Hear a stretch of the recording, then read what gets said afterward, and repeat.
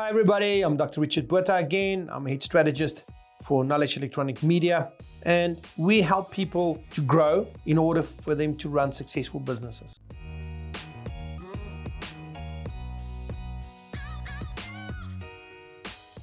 Business is a lot more than marketing. Marketing is essential.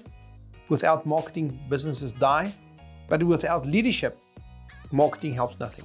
So let's continue from the previous one, and we look at the second 5 points that Marcus Aurelius made on leadership, and let's explore that for a second. Number 6 is maintain self-control. Now let me read just the definition here for you. While it's natural to react to an offense by losing your temper or even becoming irritated, it is in no way constructive.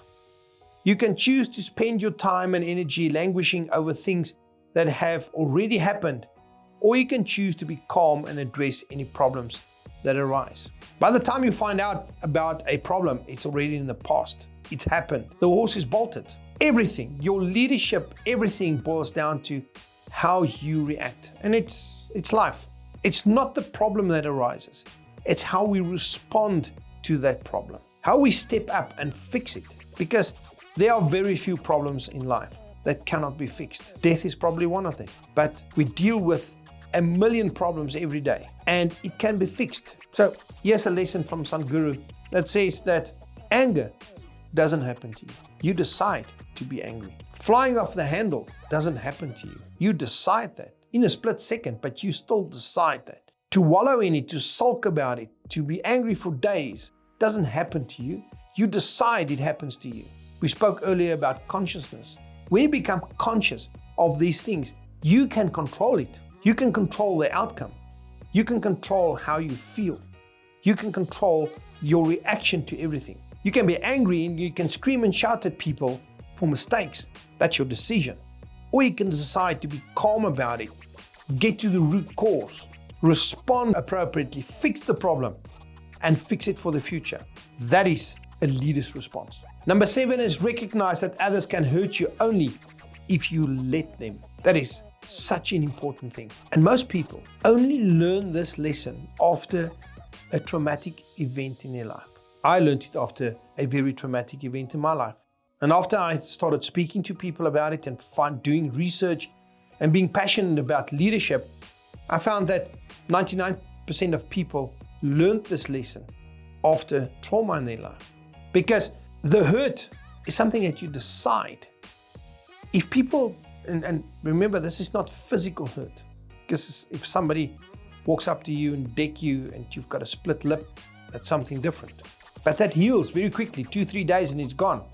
That is not what it is. It's the feeling, the emotion, what we decide to carry with us. And there's overwhelming medical proof that if you remain in a state of deep anger for a short period of time, your body chemistry changes dramatically. You are flooding your system with cortisol. Cortisol is known as the organ killer.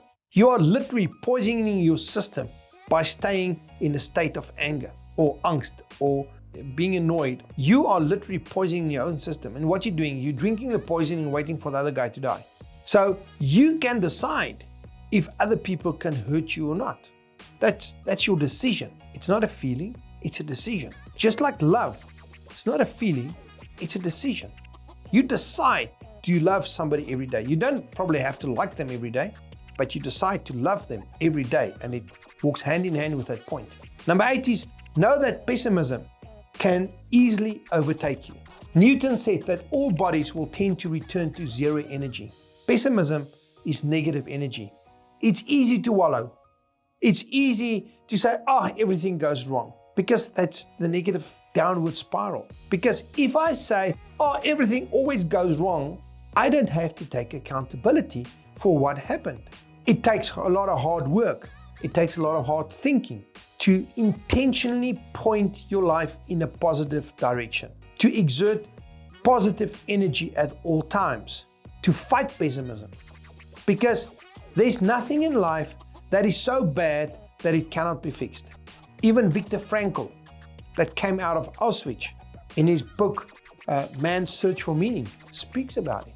The one thing that nobody ever can take away from you is your ability to change your mind and therefore change your attitude to your situation, to how you feel, and how you allow other people to make you feel.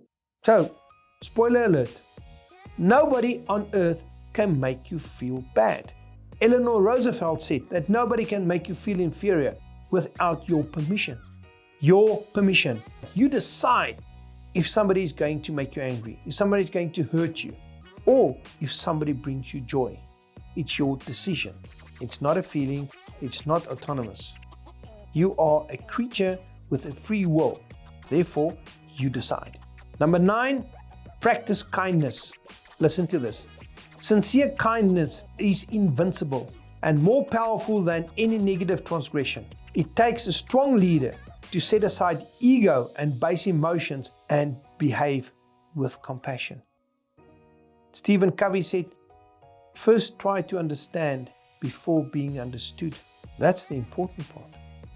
Is first try to understand what is wrong with the person. What motivated them to do this? What resources did they need to actually pull this off and it was not supplied or you couldn't get it? First try to understand before being understood.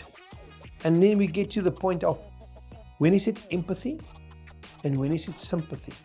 I think sympathy is fake. Sympathy is saying, oh, so bad I'm thinking about you. No, you're not. But empathy is saying, sorry, bud, been there, know how you feel, I'm there for you. If you want me to, I'll show you the way to get out of this. If you just want me to hold your hand, I'll be there for you. If you want me to pat you on the shoulder, I'm there for you. And you want me to give you a swift kick up the arse to get you going again, I'll do that as well. That's empathy. That is understanding where the person are and how they live. So that's important to keep that in mind. And then number 10 is do not expect bad people to exempt you from their destructive ways. It's like walking through the Kruger National Park and expecting the lion not to eat you because you're a nice person. They are bad people. They are people that is not aligned with your thinking, that is not in it to make you successful. They're there to make themselves successful. And don't think that when you leave school, you leave bullies behind. Bullies are all around you because people are in it for themselves. That's why there are so few leaders, really true leaders, because mostly people operate on a selfish basis. They are there for themselves. They're not there to make you successful. Understand that, but it goes back to point number 7. You decide if they're going to hurt you or not. So if they're competing directly with you, you either have to outperform them or find another route that you can beat them. Beat them at their own game. It's the principles of judo. It's use the opponent's speed to bring them to a fall. That's the basis. So it's important to keep these points in mind, and it's important to study them often to remind you of that. Because like Jim Rohn said, never trust your memory.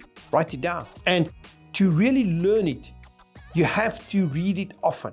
And the best way to learn it is to teach it to other people, because then it becomes part of your fabric. So it's important to keep these points in mind, and we're going to cover a lot more points. But let me close today with a point of reflection by Marcus Aurelius. And he said, it is the responsibility of leadership to work intelligently with what is given and not waste time fantasizing about a world of flawless people and perfect choices. It was applicable 2,500 years ago. It's applicable today. If you think about it for 2 seconds, you'll understand that it's applicable today. Thank you for this. I'll see you in the next video. Remember, if you like the content, subscribe, hit the bell that you can get reminders of our new videos, which we post often, and we will either see you at one of our seminars or we'll see you in the next video. You have a fantastic day and be conscious about yourself and make good decisions. Have a good one.